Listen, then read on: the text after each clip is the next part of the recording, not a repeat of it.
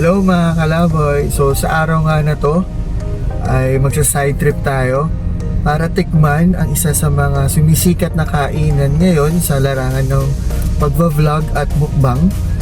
Kung ano yon, mamaya mag-food reveal tayo. So samahan nyo kami hanggang sa dulo. Tara!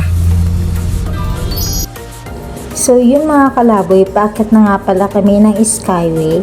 At alam nyo ba that according to DPWH, Metro Manila Skyway Stage 3 project is an elevated expressway from Buendia, Makati City to the North Luzon Expressway in Balintawak, Quezon City with a length of about 18.83 kilometers, 2 by 3 lanes for Buendia to Sergeant Rivera, corner A Bonifacio, Quezon City.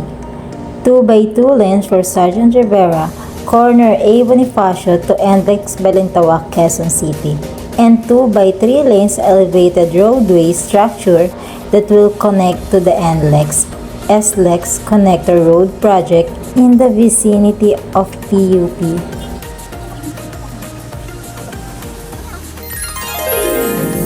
At dumating na nga tayo sa Mr. Pares, located at number 92 Mother Ignacia Street, corner Timog Avenue, Quezon City. Mr. Pares, ang pares na hindi tinipid sa lasa at sangkap sa abot kayang halaga. Ayun nga mga kalaboy, at dahil nga first time namin dito sa Mr. Pares, tiningnan muna namin yung mga items na nasa menu nila. At yun, sa haba ng pila dito, mas pinili na naming pumila para makakain na rin kami. Sobrang gutom na kami sa haba ba naman ng biyahe at sa traffic. Siya nga pala mga kalaboy, mas binabuti na namin i-mute yung background dahil medyo malakas ang background music dito. Baka makapiright tayo. At ito na nga ang aming in-order. Ang kanilang sikat na Mr. Pares Overload at yung Mr. Pares Bagnet. Sa Mr. Pares Overload pa lang, mukhang napakarami na or pang 2 tao na talaga ang pwedeng makakain dito sa servings nila. Kapansin-pansin dito mga kalaboy kung gaano sila ko-organize. Merong separate section para sa drinks nyo. At ayan, oops, yan. Medyo mahiyain yan Kapansin-pansin nga dito mga kalaboy kung paano tinatangkilik ang Mr. Pares ng ating mga kababayan. At pinili na nga namin dyan pumeso ni Bobby para feel namin ang street food vibes ng Mr. Pares. Kaya nga mga kalaboy, bumalik na ako sa aming pwesto. At by the way mga kalaboy, yung Overload Pares nga pala walang kasamang egg yan. Compared dun sa in-order ni Bobby na merong egg, no, yung classic bagnet.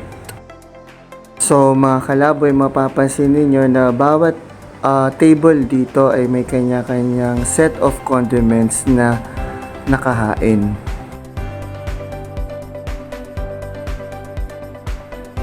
At ayan na nga, at dahil mahilig din tayo sa spicy na pagkain, nilagyan na rin natin yun ng generous amount ng chili oil.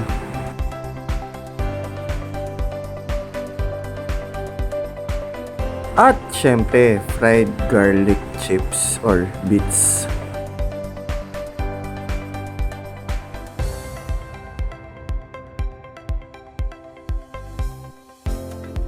At ang kanilang classic bagnet pares ay meron ng kasamang egg.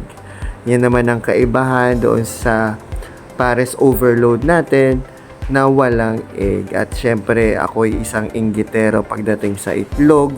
Kumuha na rin tayo ng extra egg para sa ating Overload Pares. Hoy!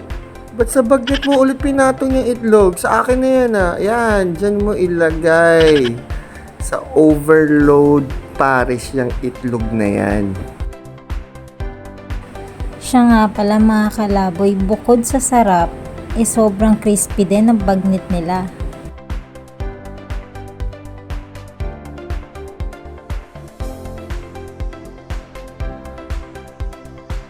Tara na mga kalaboy at i-dissect na natin tong Overload Pares.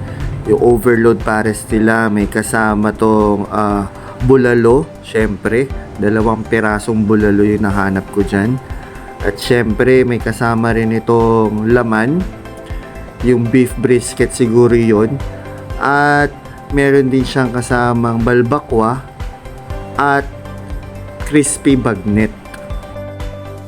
At napansin ko rin na sa aromatics nila, gumamit sila or hinaluan nila yan ng onion leeks, star anise, and syempre yung mga peppers, black peppers. So yun mga kalaboy, ayan, umpisa na namin kumain ha. Samahan nyo kami!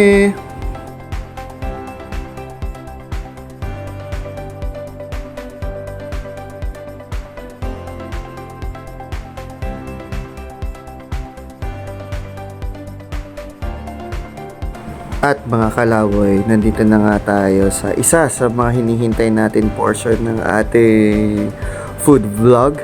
Ay papakita ko sa inyo ang the perfect bite. Ayan. Wraps.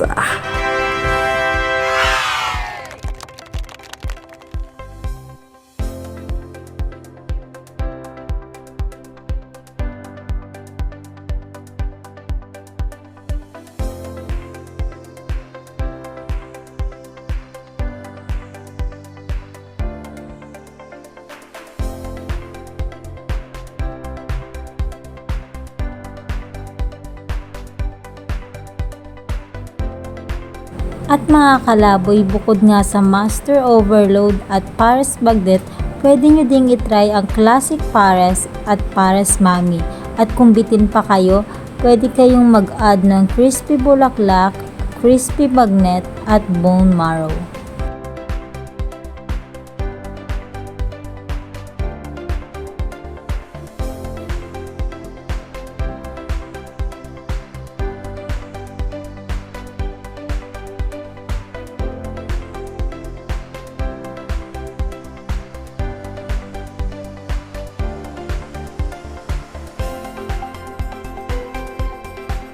Ayun na nga mga kalaboy, dahil nga medyo may karamihan ng servings ng Master Overload at sabayan pa ng crispy bagnet pares nila, ay hindi na namin o nahirapan na kami ubusin ito. Kaya minabuti na namin ito i-take out at sa bahay na lang ituloy ang digmaan.